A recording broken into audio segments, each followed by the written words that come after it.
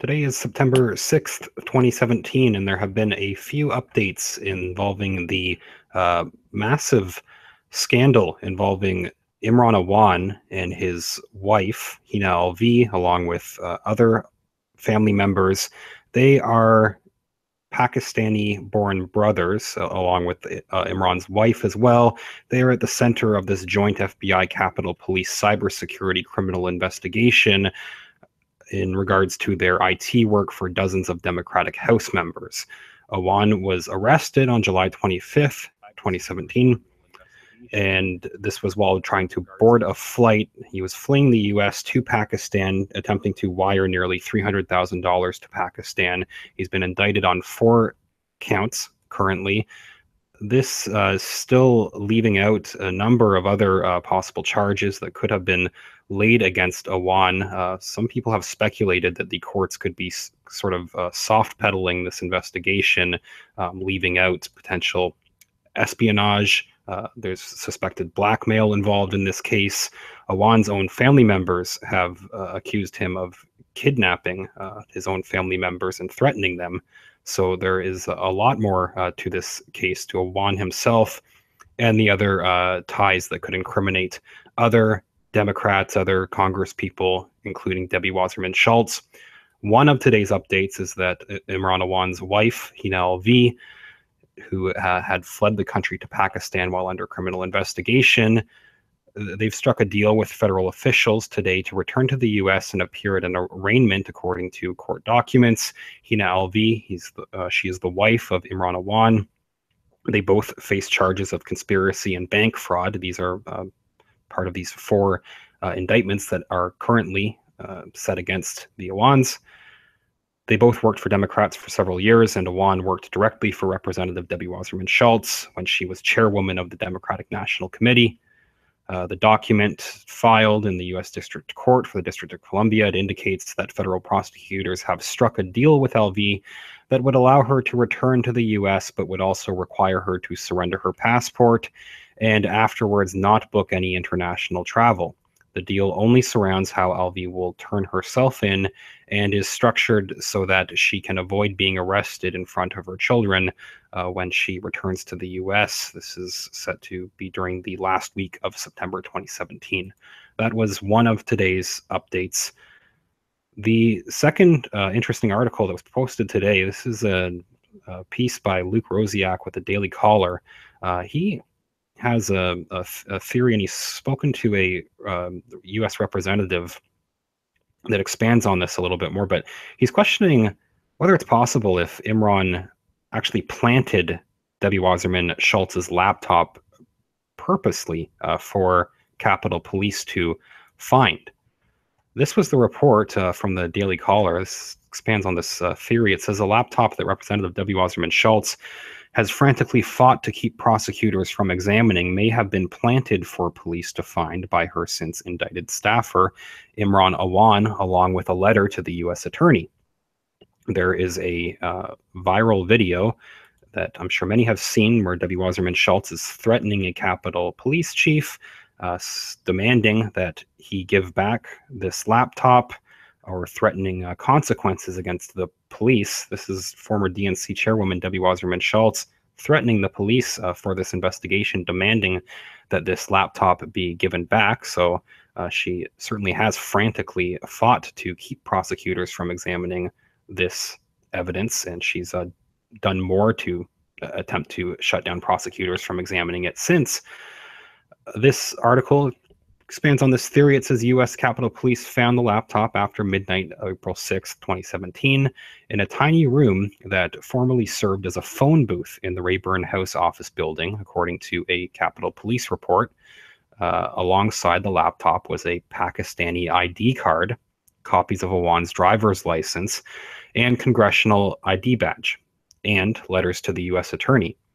Police also found notes in a composition notebook marked attorney-client privilege.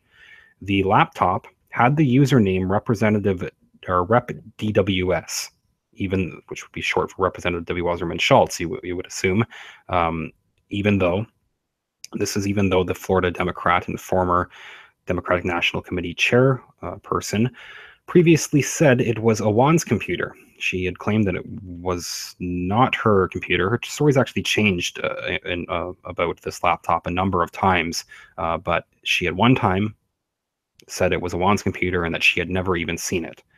Now, Awan was banned on February 2nd, 2017. Awan was banned from the Congressional Computer Network because he is a suspect in a cybersecurity investigation, but he still had access to the House facilities because Wasserman Schultz continued to employ him. The other Congress people Awan was working for dropped him during this investigation. Wasserman Schultz continued to pay him even though he was barred from accessing those computers, from even properly doing his job. The laptop was found on the second floor of this Rayburn building.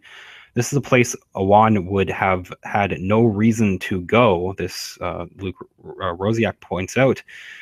Awan would have had no reason to go to this part of the building because Wasserman Schultz's office is in the Longworth building, and the other members who employed him had fired him. The other Congress people he'd purposely worked for was not working for them at that time. He would have only really had reason to be around Wasserman Schultz's office. There was no reason for him to be in this part of the building, this report points out.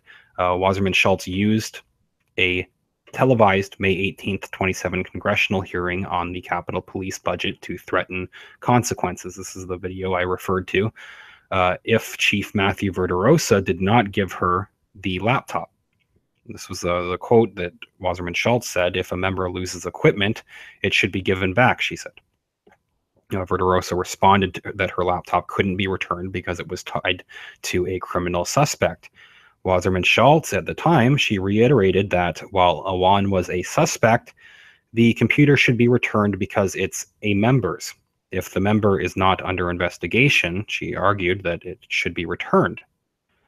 She changed her story 2 months later, claiming it was Awan's laptop, bought with taxpayer funds from her office, and that she had never seen it.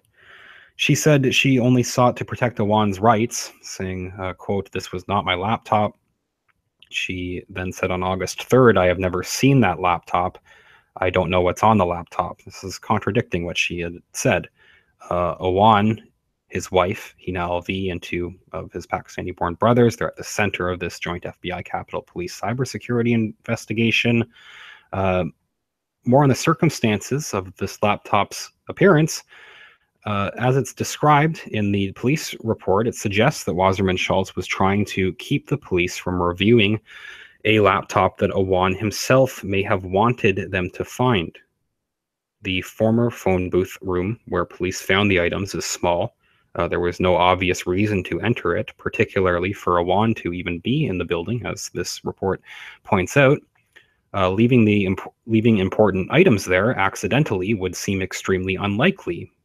Therefore, Representative Louie Gohmert, he's a Texas Republican, former prosecutor, and member of the House Judiciary Committee, expands on this. He says Imran Awan is a calculating person who made great efforts to cover his tracks, both electronically and physically. That's what Gohmert told the Daily Caller. He says placing that laptop with his personal documents, which may well incriminate him, those he worked for, or both, in the dead of night in a House office building was a deliberate act by a cunning suspect, and it needs to be investigated. That's what he's saying in this case, he believes.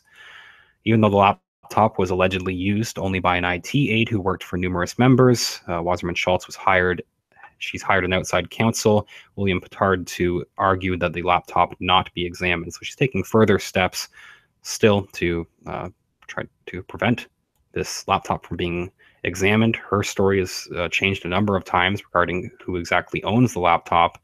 And this is a rather interesting development, this theory that Imran Awan, this particular device, was planted for Wasserman Schultz to for police to find the laptop owned by Wasserman Schultz.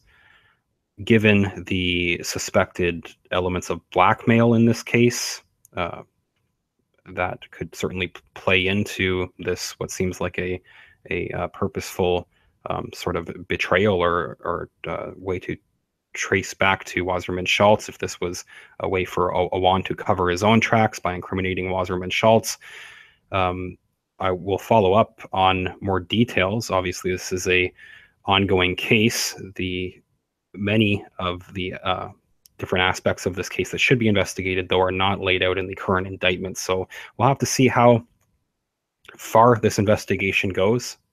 It does seem like the courts could be soft pedaling this in some case, but I'm sure that we will get more information. I'll follow up. Let me know what you think in the comments. If you could leave a like on this video, that's greatly appreciated, and subscribe to the channel. I will report back shortly. Thanks, everyone.